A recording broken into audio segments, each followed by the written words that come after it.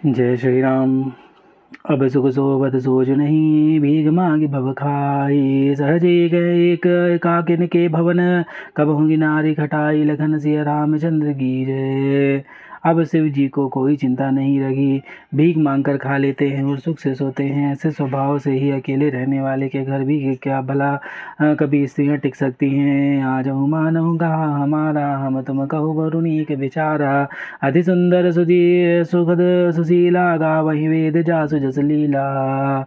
अभी हमारा कहाँ मानो, हमने तुम्हारे लिए एक अच्छा वर विचारा है। वह बहुत ही सुंदर, पवित्र, सुखदायक और सुशील है, जिसका यश और लीला वेद गाते हैं।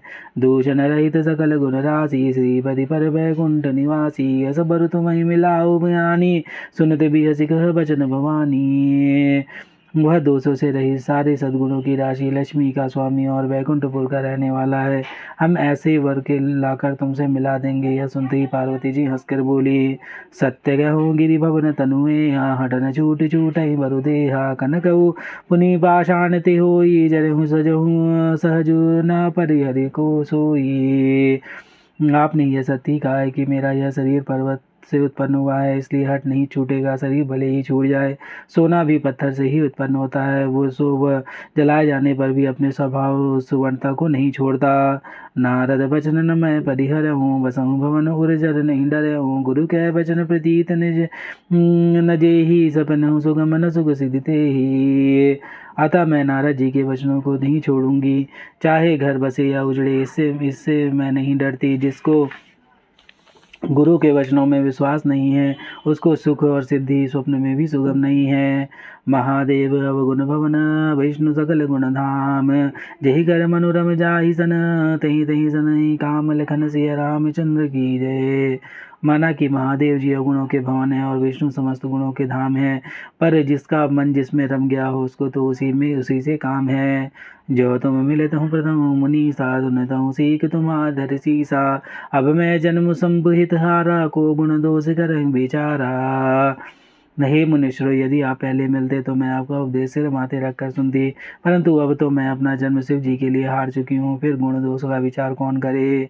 जो तुम्हारे हट हृदय विशेषा, रहस्य न जाय बिनु किए बिरेसा। ते कौतुक ही आलसु नाही, बर कन्या अनेक जग माही। यदि आपके हृदय में बहुत ही हठ है कि और विवाह की बातचीत बरेखी किए बिना आपसे रहा नहीं जाता, तो संसार में वर कन्या बहुत हैं। खिलवाड़ करने वालों को आलस्य तो होता नहीं है। और कहीं जाकर कीजिए, जन्म कोटि लागी रगर हमारी, बरहु शंभुनत रहूं कुआरी। तजौ नारद कर उपदेशु, आप कहीं सत बार महेशु। मेरा तो करोड़ों जन्म तक यही हट रहेगा कि या तो शिव जी को करूंगी या नहीं तो कुंवारी ही रहूंगी। स्वयं शिव जी 100 बार कहेंगे तो भी नारद जी के उपदेश को नहीं छोड़ूंगी। मैं पापर हूँ करहूँ जगदम्बा, तुम ग्रह गमनु भयहूँ विलम्बा। देखि प्रेम बोलहि मुनि ज्ञानी, जय जय जय जगदम्बिके भवानी। जगत जननी पार्वती जी ने फिर कहा कि मैं आपके पैर पकड़ती हूँ, आप अपने घर जाइए, बहुत देर हो गई। शिव जी में पार्वती जी का ऐसा प्रेम देखकर ज्ञानी मुनि बोले, हे जगत जननी, हे भवानी, आपकी जय हो जय हो। तुम माया भगवान शिव, सकल जगत पितुमात। नाई चरण सिर मुनि चले, मुनि मुनि हर्षत गात। लखन सिया रामचंद्र की जय।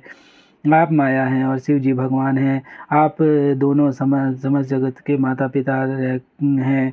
यह कहकर मुनि पार्वती जी के चरणों में सिर नवाकर चल दिए। उनके शरीर बार बार पुलकित हो रहे हैं। जाय मुनहि वंद बठाए, करि बिनती गिरि जहि ग्रह लाए। बहुरि सप्त ऋषि शिव पहि जाई, कथा उमा कह सकल सुनाई। मुनियों ने जाकर हिमवान को पार्वती जी के पास भेजा और वे विनती करके उनके घर ले आए।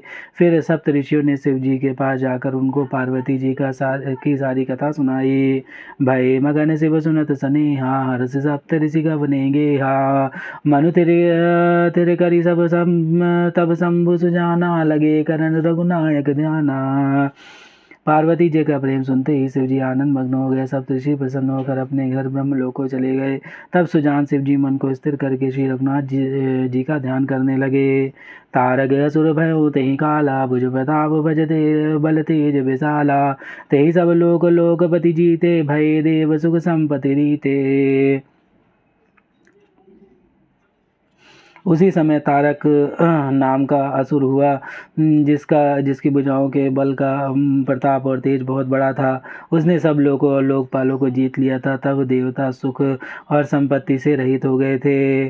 अजरे अमर सो जीत न जाई, हारे सुर करी विविध लड़ाई। तब विरंच सन जाई पुकारे, देखे विधि सब देव दुखारे। वह अजर अमर था, इसलिए किसी से जीता नहीं जाता था। देवता उसके साथ बहुत तरह की लड़ाइयाँ लड़कर हार गए। तब उन्होंने ब्रह्मा जी के पास जाकर पुकार मचाई। ब्रह्मा जी ने सब देवताओं को दुखी देखा। तब सन कहा बुझाई विधि, धनुज निधन तब होई। शंभु शुक्र शंभुत सुत, यही जीते रन सोई। लखन सिया रामचंद्र की जय।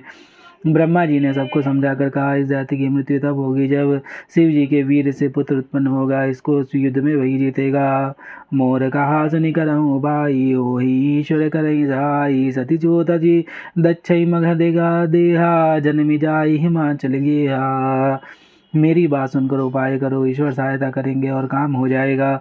सती जी ने जो दक्ष की यज्ञ में देह को त्याग दिया था, उन्होंने अब हिमाचल के घर जाकर जन्म लिया है।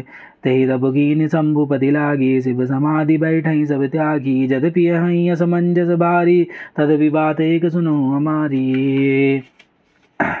उन्होंने शिव जी को पति बनाने के लिए तप किया है। इधर शिव जी सब छोड़ छाड़ कर समाधि लगा कर बैठे हैं। यद्यपि है तो बड़े असमंजस की बात, तथापि मेरी एक बात सुनो। पटवऊ काम जाई, शिव पाही करहु क्षोभ संग मन माही। तब हम जाई शिवहि सिर नाई, कराऊ विवाहो बरियाई। तुम जाकर कामदेव को शिव जी के पास भेजो, वह शिव जी के मन में क्षोभ उत्पन्न करे, उनकी समाधि भंग करे। तब हम जाकर शिव जी को उनके चरणों में सिर रख देंगे और जबरदस्ती उन्हें राजी करा के विवाह करा देंगे। ए विधि भलई देवतन होई, मत अति नीक कहाई सब कोई। आस्तुति सुरन कीनी अति हेतु, प्रकट विषम्बान जश केतु। इस प्रकार से भले ही देवताओं का हित हो और तो कोई उपाय नहीं है। सबने कहा यह सम्मति बहुत अच्छी है। फिर देवताओं ने बड़े प्रेम से स्तुति की। तब विषम 5 बाण धारण करने वाले और मछली के चिन्हयुक्त ध्वजा वाले कामदेव प्रकट हुए। सुन कही निज विपत्ति, सब सुनि मन कीन विचार। शंभु विरोध न कुशल मोहि, बिहसी कहूँ असुमार। लखन सिया रामचंद्र की जय। देवताओं ने कामदेव से अपनी सारी विपत्ति कही। सुनकर कामदेव ने मन में विचार किया कि और हंसकर देवताओं से यह कहा कि शिव जी के साथ विरोध करने में मेरी कुशल नहीं है। तदपि गर्भ में काज तुम्हारा, श्रुति कह परम धर्म उपकारा। परहित लागित जई जो देही, संतत संत प्रशंसई तेहि। तथापि मैं तुम्हारा काम तो करूँगा, क्योंकि वे दूसरे के उपकार को परम धर्म कहते हैं। जो दूसरों के हित के लिए अपना शरीर त्याग देते हैं, संत सदा उसकी बड़ाई करते हैं। अस कही चलऊँ सबहि सिर नाई, सुमन धनुष कर सहित सुहाई। चलत मार अस हृदय विचारा, शिव विरोध धो मरनु हमारा। यो कह और सबको सिर नवाकर कामदेव अपने पुष्प के धनुष को हाथ में लेकर वसंत आदि सहायकों के साथ चले। चलते समय कामदेव ने हृदय में ऐसा विचार किया कि शिव जी के साथ विरोध करने में मेरा मरण निश्चित है। तब आपन प्रभाव विस्तारा, निज बस कीनी सकल संसारा। कोपऊँ जब ही विचार बारिश केतु, छन महु मिटे सकल शुद्ध सेतु। तब उसने अपना प्रभाव फैला और समस्त संसार को अपने वश में कर लिया। जिस समय उस मछली चिन्ह की ध्वजा वाले कामदेव ने कोप किया, उस समय क्षण भर में ही वेदों की सारी मर्यादा मिट गई। ब्रह्मचर्य व्रत संयम नाना, धीरज धर्म ज्ञान विज्ञाना। सदाचार जब जोग विरागा, सभय विवेक कटकु सबुला भागा। ब्रह्मचर्य नियम, नाना प्रकार के संयम, धीरज धर्म ज्ञान विज्ञान, सदाचार जप योग वैराग्य आदि विवेक की सारी सेना डरकर भाग गई।